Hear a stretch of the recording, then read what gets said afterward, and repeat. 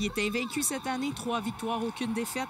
Elle a une moyenne de 2 buts accordés par match et un pourcentage très semblable à celui des biens avec un 912 de pourcentage d'efficacité. Alors, on vous souhaite la plus grande des bienvenues en ce samedi après-midi sur les ondes d'ici Télé de ici Tout.tv. Akovic qui fait une chute, ça permet quand même au Frost de s'amener. On va laisser à la remorque maintenant. De l'autre côté, la rondelle qui dévie et le but.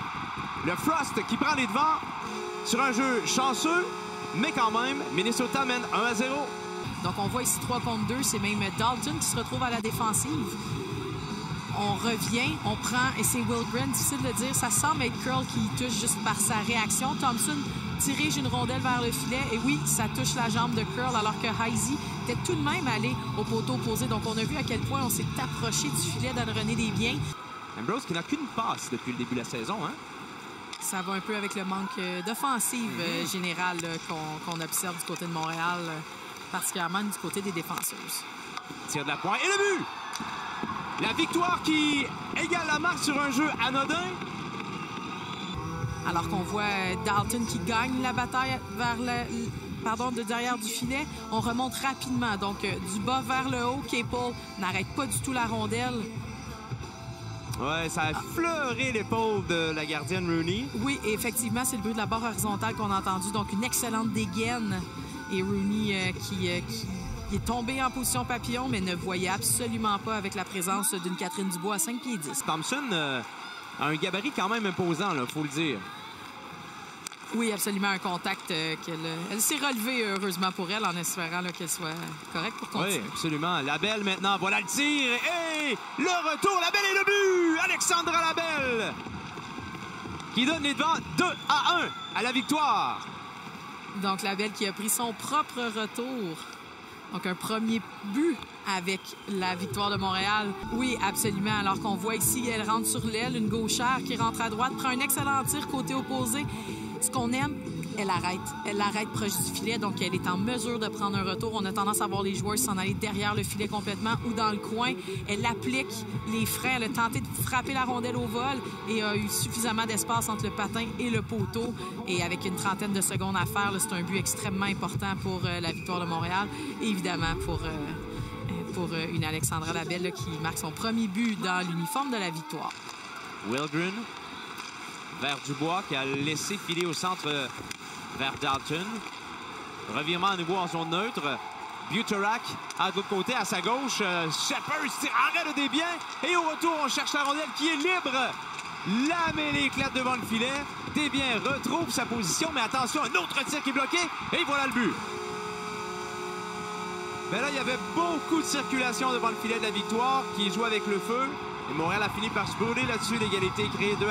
Donc, on voit ici une autre rondelle. Barnes qui bloque. On voit tout le monde se précipite vers la rondelle. On oublie de prendre les bâtons.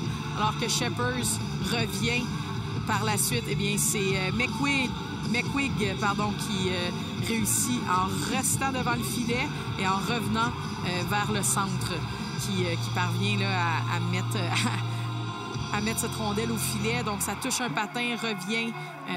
Au lieu de prendre les bâtons, on est allé tenter de bloquer les tirs ou juste de voler la rondelle. Cave à nouveau devant le filet.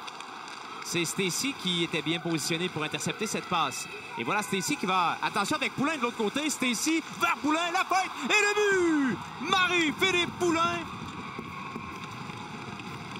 Côté gauche avec Marie-Philippe. Donc, on joue un peu de chance. On tente d'éloigner la rondelle. Finalement, c'est Stacy qui la reprend. Et on voit Steckline qui semble ne pas bien lire la situation puisqu'elle s'est déportée complètement du côté de Stacy. Même son corps était déporté à l'extérieur. Et évidemment, Marie-Philippe qui reçoit et qui revient de son côté revers. À nouveau, la bande qui ramène la rondelle très, très rapidement de l'arrière du filet.